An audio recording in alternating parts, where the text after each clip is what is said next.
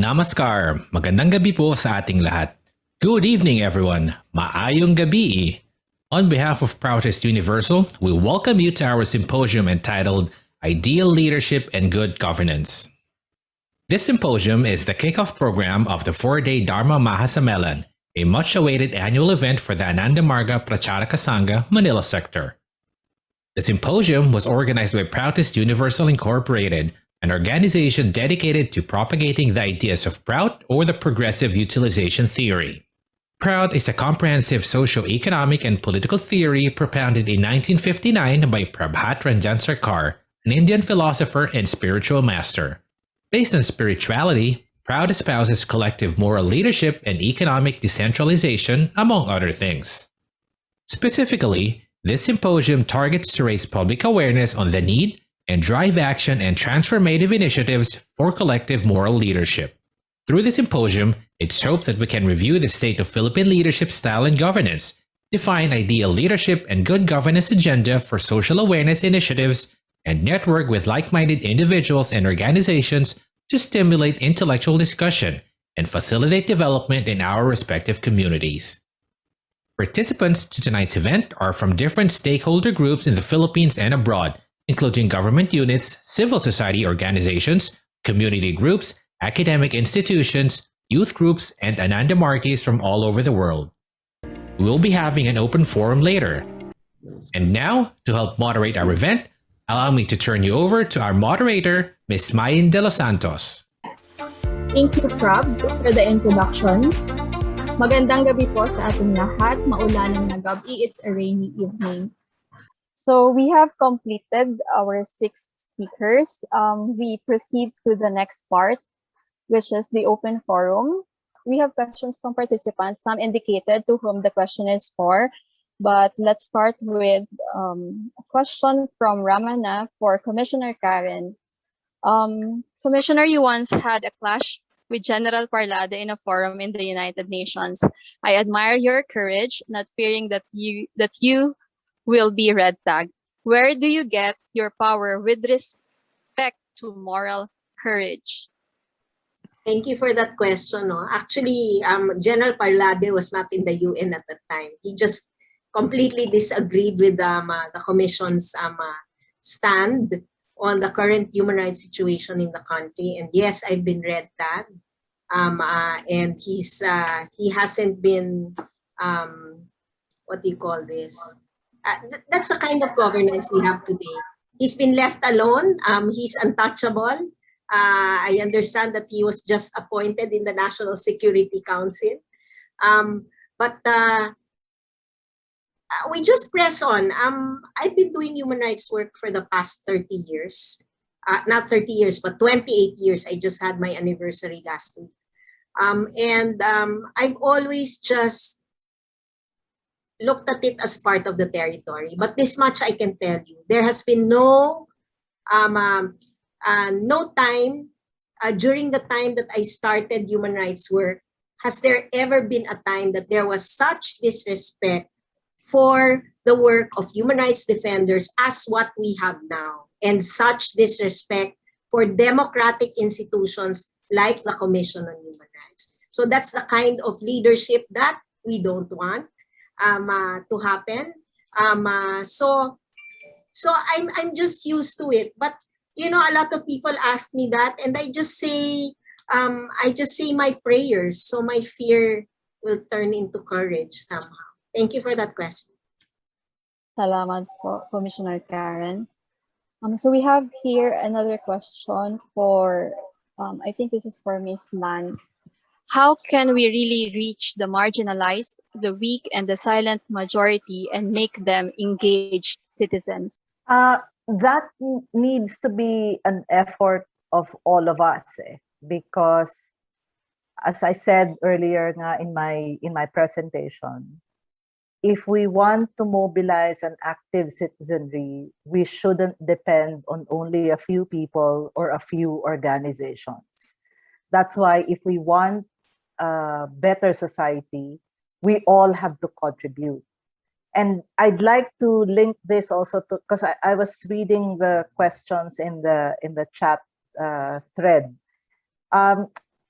there's one thing that I want to pick up, no, because I think there's an underlying assumption that leadership is very individualistic, that it depends on an individual. Well, yes and no, because leadership is actually a relational matter. You cannot be a leader without any followers. So one has to pay attention to the relationship between what we call as leaders and those who follow them. It's also, leadership is also, of course, very contextual. But regardless of the context, there are certain fundamental principles that should never be abandoned. And these principles are really upheld in the Universal Declaration of Human Rights, because that's the declaration that guarantees the dignity for all. And that dignity also comes from a sense of equality, security, and safety for individuals, regardless of your gender, your ethnicity, your religious beliefs, or even your political affiliations, but also sustainability for future generations. So that's the measure of leadership. And also, I think we need to disabuse ourselves of this idea that leaders are heroes. They're not. It's the people who are the heroes. And therefore, if we're looking for a distinct characteristic from a leader, it's that ability to be of service to the people. Because if a leader starts to project themselves as heroes, then it follows that they need to be worshipped, they need to be, blindly followed, and that really goes against the whole idea of inclusion and diversity. I also want to touch on one thing. Sorry, I'm deviating from the question, but I'll have to go kasi in a little while. So I want to answer as much of the questions as possible. Building on this myth that leaders have to be heroes, I'm really reminded of what Jesse Robredo said. No? He said that heroism is not found in the extraordinary feats. Actually, heroism is an everyday act. So heroism is in the mundane, in our everyday practice. And that's also where we need to find reform and leadership. It's a daily practice, not just of a few individuals or a certain group, but it has to emanate from all of us. And bringing that back to the question of how do we reach the marginalized, we all have to play our role. Where we are present, where we find our circles, those people that we can reach, that's how we reach the marginalized. Of course, there are organized groups that do this as part of their mandate, as part of their vision, as part of the role that they play in society. Unfortunately, many of these groups, since Commissioner Karen has spoken about it, many of these groups are red tagged simply for doing the role that they contribute to society. I was red tagged, Lan, remember? Yes, Arnel was red tagged, but also the organization that I'm in, Oxfam, was also red tagged for merely funding farmers' organizations, for providing disaster support in certain areas, for working in Central Mindanao and Marawi. We've been red tagged. But that is really, red tagging is actually the spreading of hate. It's maligning certain people and certain organizations so that the machinery of hate and disinformation can work against you.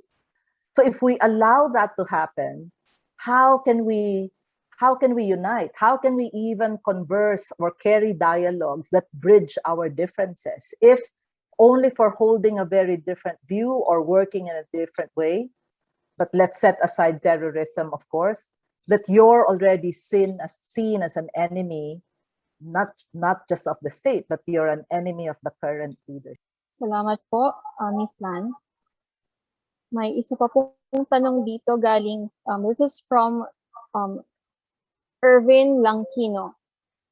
Why are political posts very expensive? Citing spending in election. I think this is the budget candidates spend in election.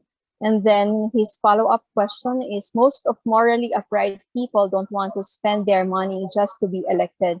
So what do you think are the possible solutions on this chronic reality in a democratic system? So anyone who wants to answer that? Just to answer the question, I think well, election reform is really needed, no? And then to equalize the opportunity for all to be able to run on an equal basis. So campaign financing is something that's so foreign to us, but in other jurisdictions, they really control the finances when you run for elections. So that's a big ticket actually, but that's one of the things. A second one probably is actually we need to be responsible voters. And at the end of the day, we are a collective that decides who our leaders will be. And we have to swallow that pill. If it's bitter or if it's sweet, then that's something that we have to live with. So I think that being informed and being responsible as a voter is something that I think would equalize also the opportunity for those who are competent, but not only competent, but also with a moral courage and character to be able to lead as a servant leader. I think that's the best ideal leadership style that anyone is looking for. The one who will truly serve the people, the one who will truly empower the people, and the one who will listen to opposition and listen to a different point of view, so that they know what's lacking or they know what's too much in their service to the people. Thank you, Commissioner Karen. We have here another question. I think this is for Dr. Alviento. Are there any concrete steps that can be taken to implement basic moral principles into the Filipino education system? Thank you for that question. Actually, our educational system is very ideal. The same with the electoral process, electional system. It's just that when it is being implemented, medyo doon nagkakaroon ng problema. Okay po. Thank you po. So here is another question. I think this is for Arnel. How can we wed the long-term vision of PROUT with the short-term urgencies caused by our shortcomings and defects in so many different areas of society? Very difficult question. No, personally, I think you have a vision that's medium to long term or long term. On the short term or the here and now, you should as a person, I think, this is my personal feeling, you should always make your day count, not just for yourself but for society if you wish to be of service. So that kind of service can be one in the form of personally sticking to a discipline that makes you stay to the straight and narrow path. And then if you are a professional, making sure that you conduct your profession in a way that does not harm others, and in your spare time or during your weekends or your off hours, you can do things that can be of service to society. Now, there are several forms of service. They can be physical, intellectual, financial. So you can help your community financially, intellectually, or also in terms of physical service. Or if you are like in my case, of course, let's make it directly applicable to me. In my situation as Vice President of Proutist Universal, I personally contribute to the propagation of the ideas of PROUT by writing materials that we hope to reach many people daily, on a daily basis, or every so often.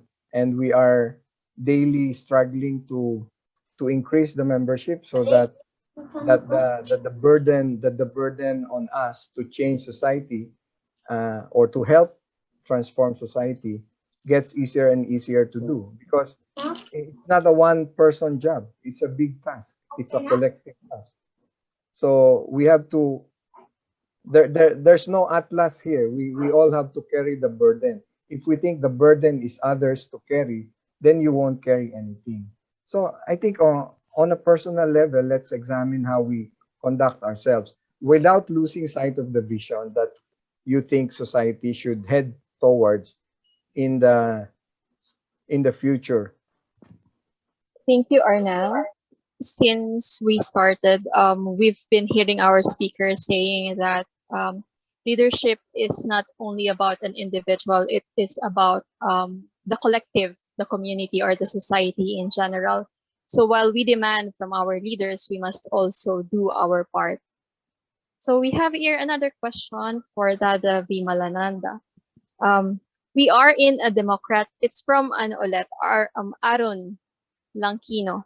We are in a democratic system, which means church and state are separated. But the kind of leadership you want to emphasize is the combination of spirituality and governance leadership. So being a Proutist leader means one should be a Margi, and with political leaderships or state power, how can you reconcile this issue? Interesting. Look, spirituality is a personal virtue. Just like being a talented one or being an intellectual is your own homework with your own talent, abilities, development. In the same way, spirituality transforms you and keeps you there at the level of morality, and it keeps you ideally tuned and gives you a sense of responsibility, so that you feel that whole society is my own family. And once you have this kind of attitude in your personal life, then you become very secular. You treat everyone as your own brother or sister, mother or father, and elderly and younger children. Everybody becomes your own concern. So that is very universal. It becomes, look, religion is different thing than spirituality. Spirituality is not the same thing as a religion. Being religious about your own spirituality is what is required. That will keep you there at the level that you will be incorrigible. You cannot be corrupted. And your mind is looking for happiness by making others happy. You will feel more satisfied by keeping everybody happy and free from problems because of your work and your responsibility.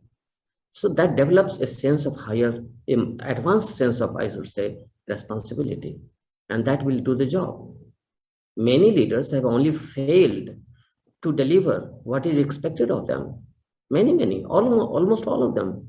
They went into political priorities. Once in office, they simply go into political priorities. How next time my party will come back to power? That's why we are saying the problem is with the politics, not with the people, not even with the leaders. Leaders start off with a very nice idealism, but at a certain point, when they enter into politics, they have to compromise their idealism with the reality of politics, and everything starts getting corrupted. So this is a reality. So always there has to be a spiritual factor in one's own character, in one's own, and that comes by contemplation, self-contemplation, to keep your conscience free, to have the moral strength within you, to support your social stance, to have the wisdom available for everyone. All this magnanimity of mind and moral integrity and sense of responsibility for everyone, if I am in office or not. These are the things. And one thing more, a leader is not imposed. A leader is recognized by the society. But once you go in governance, you cannot deliver alone. You must have a team of them, a collective striving with the same mindset. Yes, that is very possible. That's how it will be done. So PROUT system is very universal and very secular. It allows everyone to connect with their God the way they want. But leadership must be very spiritual, above religions. All religions are good because all aim at connecting individuals with a God in their own way. In their own way, that's fine. That's fine. Very good. At least they connect us with God. That's very good. And God cannot be two. God can be only one. Fine. The way you define it, that's okay. But the leaders should be spiritual, not religious. And that's what PROUT stands on, spirituality. Spirituality and rationality. These two things are very universal. The core of all religions is spiritual. Hindu or Christianity or Buddhism or Islam, the core is spiritual. The paraphernalia is dogmas. So spirituality will serve that purpose to satisfy all universally. Okay, thank you, Dadavi. Thank you. We have here another question from Dada Sheila from for Miss Lan Hello, Mercado. Are there any concrete steps that can be taken to implement basic moral principles into the Filipino education system? Thank you for that question. I just want to probably change moral into ethical, because moral can come from a particular religious slant. No, I was just listening to the previous speaker, and I really like the distinction that's being made between spirituality and religiosity. And sometimes these standards of morality are also being imposed by certain powerful groups on others. So moving away from morality to ethics, I think there are many concrete steps that can be taken to improve the Filipino education system. Number one, we really need to review the curriculum and also make sure that that curriculum is adapted to the current context, but also future-oriented, because you don't educate a whole generation just based on what's happened in the past. You need to educate and prepare the current and future generations for what's coming. That's one. Secondly, we've seen many examples of education materials that promote precisely the opposite of ethics. Very dangerous ideas are being embedded in books, and these are not being regulated. Thirdly, even if you have a curriculum, you have books, if you don't have properly trained teachers who are able to teach well and properly, then any education system will fail. But education doesn't just happen in the school. There needs to be a continuum between what happens in the school and the role of parents and, in fact, the larger community. And the question is, how do we integrate ethics into education? But I think also education itself has to be ethical. And by that, I mean that education systems need to make sure that they are able, that they are equal, that they are accessible to everyone. And therefore, different education methodologies can be adapted, including alternative learning systems for those who cannot, either by circumstances or by choice, cannot attend a formal school. We should provide a variety of learning platforms. And finally, for education to also basically teach the essence of not just leadership, but the essence of being a good citizen. Thank you, Ms. Nan. So time check, it's 8:55. Anyway, I have here a very nice question, which I think all of you can answer. There are thousands of moralists in so many spheres of human society today doing excellent humanitarian work. How can their good deeds, noble ideas, and behavioral examples be known to a wider audience of humanity? That is true, that there are so many good people and so many moralist people and sincere people with sense of responsibility, but they need to come on one platform. to think about collectively how to do uh, their duty towards society, how they can discharge, their sentiments in serving the people in true sense in the time of crisis. This pandemic has put everyone to test. And perhaps this is the time for moralists of the world to unite, come together, and review the systems of governance and how best it can be done. We are proposing economic democracy. The time for political democracy has come to an end. America is in crisis. The GOP and the Democrats, they have 50-50 position. Even the Senate has got 50-50, 50 members and 50 members. It's completely crisis. And because of the pandemic, America is saved. Had there been no shutdown in 2020, they were going to have bloodshed in the streets. There's so much polarization here. So democracy has ended up in polarizing the society instead of moving it forward. In my study, that's my study. I may be wrong also, but this is my study. All countries, wherever there is multi-party democracy, societies have been polarized very badly. And if that continues to happen, we will only damage our own future, human future, collective future. Just a thought, no? Of course, when you talk about leaders, well, this is from the point of view of human rights defenders, no? When during the first 6 months of this administration, we were totally floored. Suddenly, human rights is such a bad word. Human rights defenders are likened to be demons.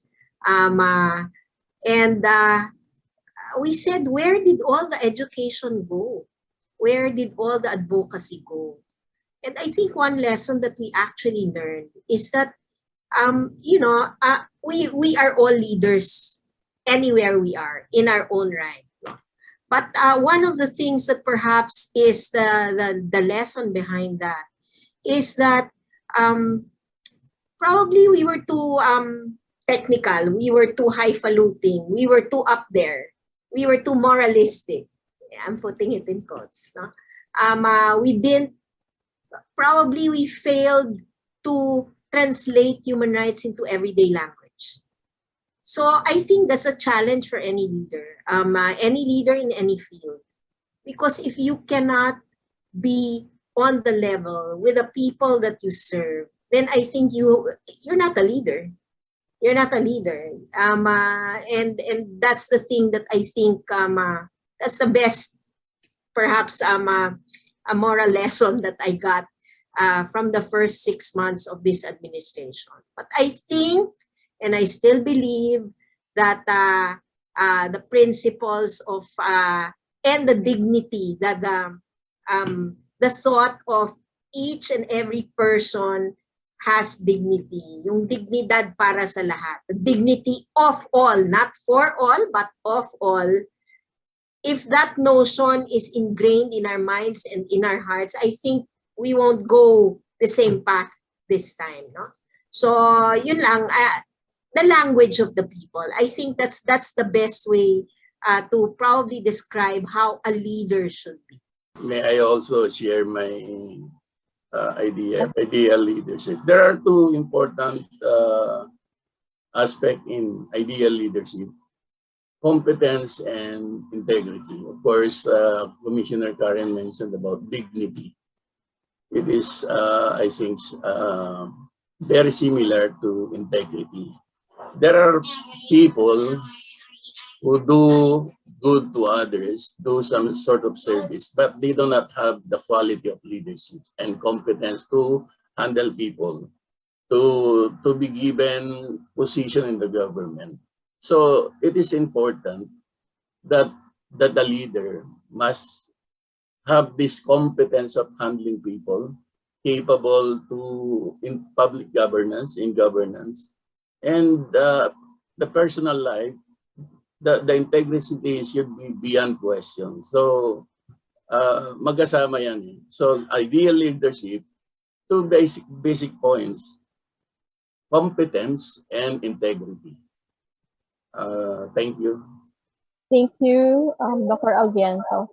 So as much as we want to read all the questions, but unfortunately we don't have time. So before we officially end our program, we'd like to call on Mr. Alan Cabrido to award the certificate of appreciation to our speakers. Okay. On behalf of the Proutist Universal Incorporated, we'd like to award this certificate of appreciation to Dr. Severino G. Albiento for sharing his invaluable knowledge and service as resource speaker during the virtual symposium on ideal leaderships and good governance held on September 9, 2021. Issued this 9th day of September 2021. Signed, Danilo P. Gayatao, President, Proutist Universal Incorporated. The same Thank you. certificate is given to Lan Mercado, Nicanor P. Perlas, Arnel Adrian C. Salva, Ordinary Karen S. Gomez Dumpit,